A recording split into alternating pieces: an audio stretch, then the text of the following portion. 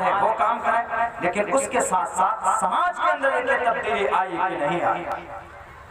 मस्जिद के अमाल के जरिए से आपके मोहल्ले के अंदर क्या तब्दीली। अगर आपका बच्चा शराब पीता है तो आप अपने बच्चों को छोड़ो, आप दुनिया में बाहर तस्बीह के दाने मत हिलाओ, पहले आप अपने बच्चे की इस्लाह करो। आपका बच्चा शराब पीता है तो आप उसके ऊपर कुछ करो, तंबीह करो। अगर आपके घर के अंदर आपकी बीवी चुगली करती, हमारे गांव समाज में, हम भी आपके गांव के करीब के पतराबाड़ी कितना दूर, हम भी जानते हैं कि हमारे गांव के अंदर औरतों का क्या हाल होता।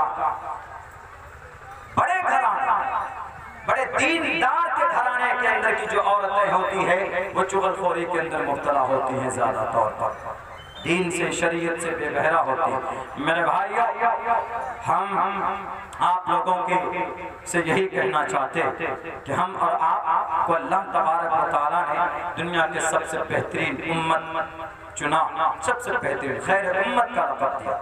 हमसे और आपसे बेहतर दुनिया की कोई मजहब नहीं, कोई उम्मत नहीं, कोई कौम नहीं, हमसे और आपसे बेहतर। आप तहकीक कर लीजिए, दुनिया के अंदर किसी के पास कोई ढंग की शरीयत नहीं। हमारे पास कुरान अव्वल ता आखिर 1450 साल पहले जिस सूरत में अल्लाह ने नाज़िल किया था इस कुरान को, उसी सूरत में आज भी ये कुरान मौजूद है।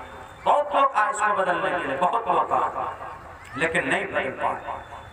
दीन अकबरी, अकबर बादशाह ने कहा कि हम इस शरीयत को, इस कुरान को बदल देंगे, हम मिटा देंगे इस शरीयत को। तो उस वक्त के मुजद्दिद अल-फसानी ने कहा, उस वक्त के गल्ला वाले ने कहा कि मुजद्दिद अल-फसानी की उनकी जुबान से आवाज निकलती, हे अकबर, तुम्हें बादशाहत दी अल्लाह ने, तुम्हें कुव्वत दी अल्लाह ने, तो तुम इस कुरान को, इस शरीयत को, इसके खिलाफ कोई शरीयत मत पैदा करो, इसको तुम बदल नहीं सकते। इसका मुहाफिज अल्लाह है, इसका मुहाफिज अल्लाह है जो हमारे जरिए से करेगा। दीन अकबरी को नाफिज करने वाले अकबर बादशाह, मुगल साम्राज्य का चश्मो चिराग, मुगल किनका, बाबर बादशाह के वंश में से था।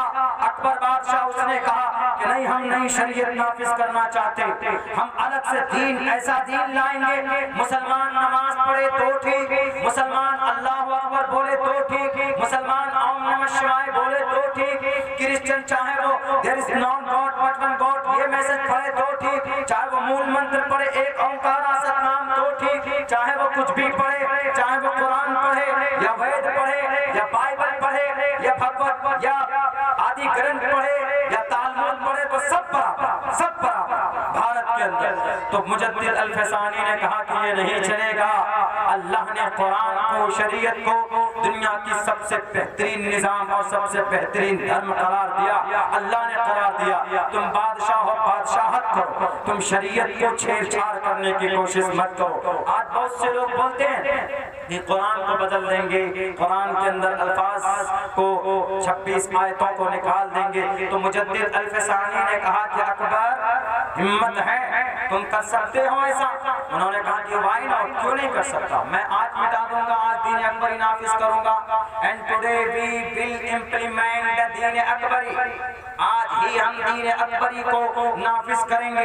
अकबर बादशाह ने ये चैलेंज किया। मुजद्दिद अल-फसानी ने कहा कि है हिम्मत तो आओ। मुजद्दिद अल-फसानी ने सिर्फ 3 लोगों को, 3 हाफिज कुरान को लेकर खड़े हुए। एक अल्लाह वाले थे, सिर्फ अल्लाह का नाम लेना जानते थे, वो शरीयत के आशिक थे, वो शरीयत के दीवाने थे, वो अल्लाह से उनका रिश्ता मजबूत था। दिखने में लगते थे कि परागंदा हाल है, बहुत कमजोर हैं, बहुत ज़ईफ हैं। उन्होंने, अकबर बादशाह ने सोचा कि हम मुजद्दिद अल-फसानी को डरा देंगे तो डर जाएंगे।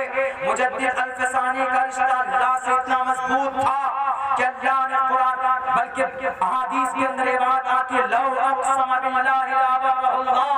दुनिया के अंदर कुछ लोग ऐसे दिखते हैं जो दिखने में लगते हैं कि कमजोर हैं, कपड़े इनके खराब हैं, बाल इनके बड़े बड़े हैं, परागंदा हाल हैं, लेकिन अल्लाह तबारक व तआला के लिए जब अल्लाह से जब वो दुआ मांगता है, जब वो इंसान कहता है कि अल्लाह ऐसा होना चाहिए, तो अल्लाह वैसा ही करता है, क्योंकि अल्लाह के साथ उनका रिश्ता इतना मजबूत होता। तो मुजद्दिद अल-फसानी ने कहा कि अकबर बादशाह, क्या करना चाहते हो?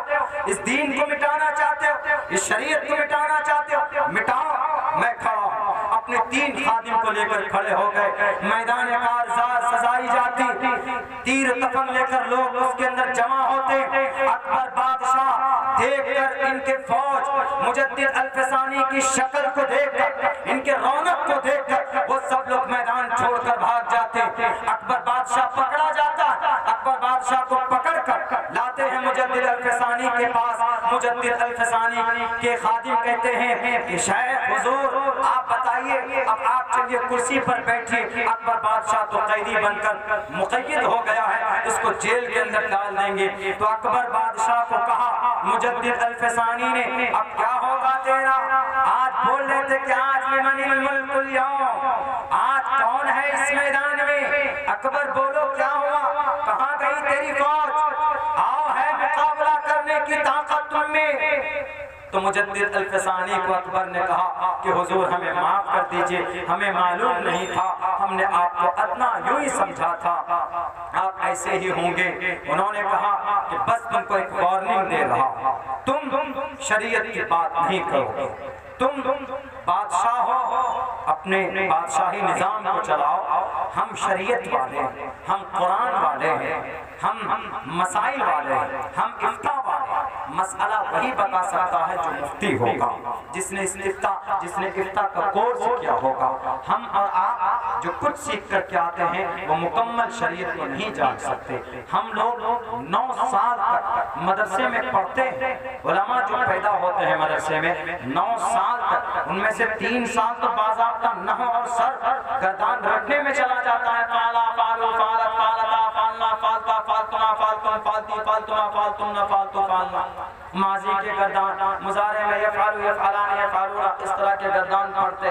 ये तो पहले रटने में 6 महीना लग जाता, तब बाद में पता चलता है कि फाला क्या है, फालू क्या है, फाला क्या है, फालू क्या है, या फालू में या क्या है, या फालानी में अलिफ नून क्या है, बाद में पता चलता। पहले तो रटते हैं हम लोग, रटते इतना मारते कि डर से हम लोगों को रटना पड़ता था।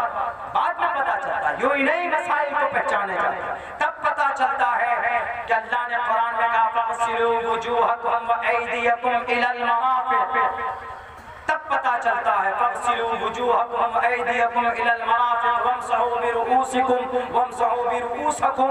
तब पता चलता है अलैहिम गैरिल मग़ज़ूबी अलैहिम गैरिल मग़ज़ूबी अलैहुम गैरिल मग़ज़ूबी। तब पता चलता है कि कुरान करीम के अंदर कैसे कैसे अल्फाज हैं, क्या क्या मतलब है, किसका क्या मीनिंग है, ये हम और आप नहीं जान सकते। तब मुजद्दिद अल्फसानी ने कहा कि तुम गद्दी पर बैठे हो, तुम अपनी हुकूमत संभालो, तुम राजनीति करो, तुम शरीयत के बारे में कुछ नहीं जान सकते। शरीयत के बारे में हमारे उलमा ही जान सकते, हमारे मुफ्तियान किराम ही जान सकते हैं, चूँकि अल्लाह ने उनकी फजीलत बयान की। इसीलिए मेरे भाइयों, हमारा बच्चा, अपने बच्चों को तालीम की बहुत सख्त जरूरत है।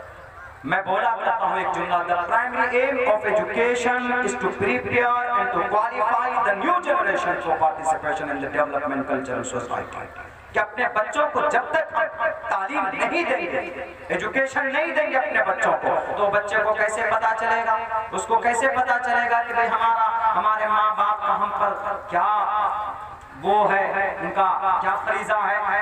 कुरान में क्या कहा, वाला तकुल लहुमा, अपने माँ बाप को उफ तक मत कहो। लेकिन उफ तो दूर की बात है, कभी कभी मार कर तो खून निकाल देते हैं माँ बाप को, घर से बाहर कर देते हैं। माँ बाप को नाखुश करके दुनिया में करोड़ों रुपए कमा लो, कभी भी सुख चैन फराम नहीं हो सकता। मेरे भाइयों, you should to be proud to be a Muslim. आपको मुसलमान होने पर गर्व होना चाहिए। हम जानते हैं कि भारत के अंदर बहुत कठिन है, बहुत तकलीफ, बहुत दिक्कत है आपको अपनी शरीयत के मुताबिक जिंदगी गुजारने में, लेकिन आप गुजारिए। आपको सीमांचल के अंदर कोई दिक्कत नहीं है, आप अपनी मस्जिदों में नमाज पढ़िए, आप अपने मकतब और स्कूल के अंदर अपने बच्चों को तालीम दीजिए। आपका बच्चा अगर पढ़ा लिखा होगा तो आपका बच्चा लॉयर बनेगा।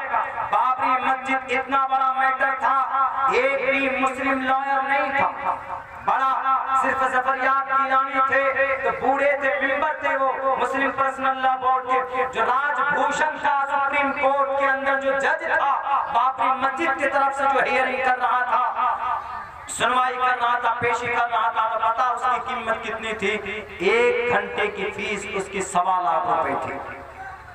क्यों? हमारे बच्चे लॉयर नहीं बन सकते? बन सकते हैं। लॉयर बनने के लिए कौन से आसमान तोड़ कर आना पड़ता? ग्रेजुएशन कराइए बच्चों को। आपका बच्चा जाकर यूनिवर्सिटी के अंदर, कोई जरूरी नहीं कि लाखों करोड़ों रुपए खर्च होगा तभी। आपका बच्चा इंटेलिजेंट है, पढ़ने में आगे है। कन्हैया कौन सा करोड़ों रुपए खर्च किया? गवर्नमेंट के टैक्स पे पड़ा। वो इतना था, जहीनदार था, तो उसने एक गरीब घर से जाकर उसने डॉक्टर और फिलोसफी की उसके पॉलिटिकल किया। एक मिसाल है, गरीब चमार के घर से निकलकर उसने अच्छी हायर स्टडीज की। आप अपने बच्चों को भी तालीम दीजिए, नहीं दीजिएगा तो फिर पता वही चलेगा, जानवरों का इंश्योरेंस हो रहा है और इंसानों का इंश्योरेंस ही नहीं हो रहा। जानवरों का इंश्योरेंस हो रहा, पता? जानवरों का मतलब बीमा। भैंस का आधार कार्ड बनाने जाते हैं, जो कि हाट देखा होगा आपने, जो कि हाट में तो बनता। यानी इंसानों का भी आधार कार्ड बन रहा तो पैसा लग रहा, और जानवरों का आधार कार्ड बन रहा तो पैसा नहीं लग रहा। इस देश में जानवरों की ज्यादा कीमत हो गई है, इंसानों की कम कीमत हो गई।